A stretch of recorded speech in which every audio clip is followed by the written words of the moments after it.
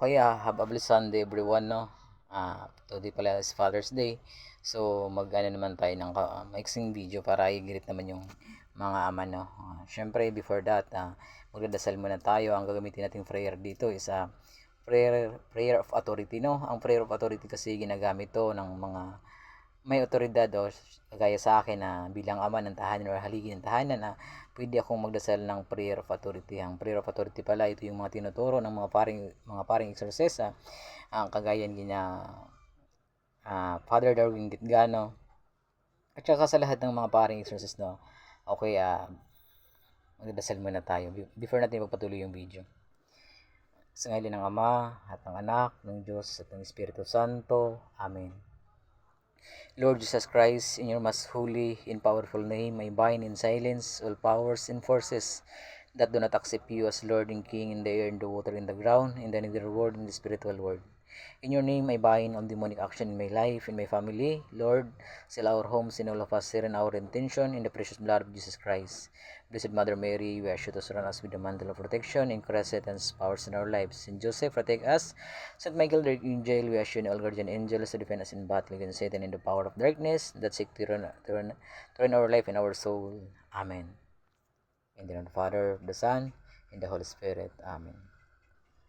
Also, pagpatuloy natin yung video natin mga kachupilo regarding sa Father's Day. So, isa-summarize ko lang din ulit yung gospel for today, no. Ang pinag-usapan, ang topic pin natin sa gospel natin is tungkol sa tatlong persona, isang Diyos, no.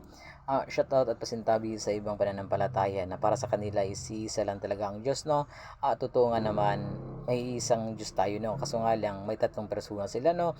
Kung nawain mo yung kabuuan ng Biblia, maunawaan mo na itong tatlong personang ito, ang Ama, Anak at ang Diyos at ang Espiritu Santo ay may kanya-kanyang ginagampanan.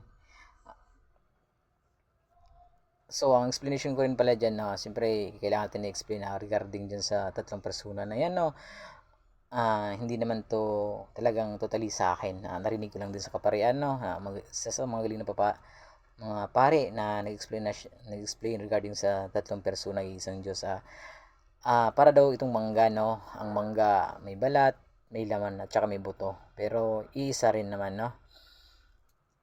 At syempre, tungkol naman sa pag-iisa, no, kagaya sa ating pamilya, no, kung ilan man tayo sa loob ng ating tahanan or sa ating pamilya, no, maging isa tayo sa ating pagmamahalan, no. Kung nandiyan yung love, magkakaisa talaga tayo, no. Point of this to is kailangan talaga pairalin yung love or pagmamahal sa bawat isa, no. Syempre naman, iano ko lang din sa inyo kung bakit tinawag ng mga pare, no, or father ang kaparian. Kasi may ibang na pananampalataya na sinabi nila na bakit daw napapatawag na tatay o father ang mga pare, no. Kaya sila tinatawag na pare, kung may ama naman tayo sa ating buhay, sa ating tahanan, may ama rin tayo sa ating pananampalataya, sa ating spiritual life, no. Kaya sila tinatawag na father. O syempre, no, Happy Father's Day sa ating lahat, especially sa ating Diyos ang mga makapangyarihan sa lahat na siyang may likha sa atin. Happy Father's Day sa iyo, ating Panginoon, no?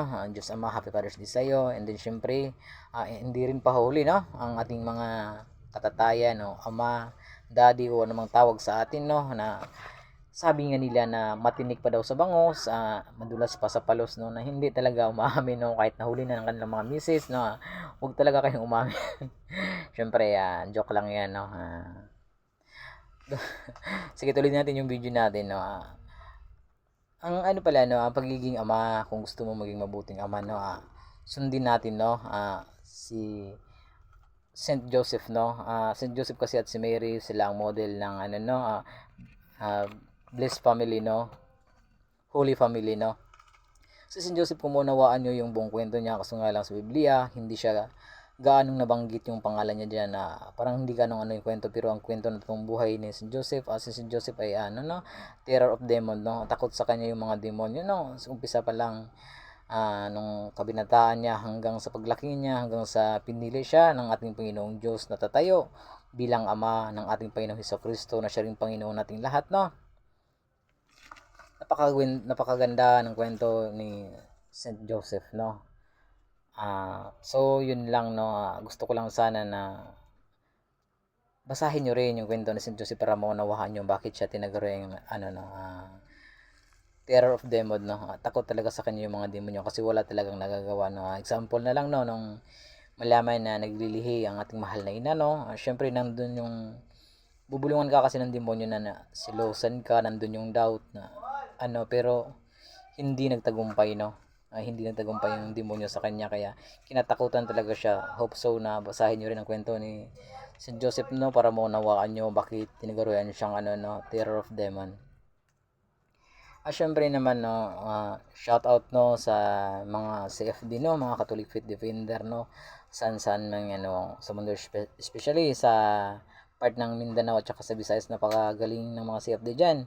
Sa pinangunahan nila Bro Wendell Talibong, syempre sa isang foreign exorcist na kilang-kilala si Father Darwin Gatgano, si Bro Jando, si Bro Amik, no, na na-convert din. Basta napakarami pa, especially din yung ano, no, yung Kapilyano din pala, napakaganda rin yung programa ng Kapilyano. At saka napakaraming kilala na CFD na patuloy na ano, na tinatayo or pinapaliwanag or ang pananampalatayang Katoliko. God bless sa inyong lahat. Sa totoo lang, no, sa inyo lang din po ako natuto ng kaalaman, no, how to stand our faith bilang isang mananampalatayang Katoliko. God bless everyone, and once again, Happy Father's Day sa ating lahat.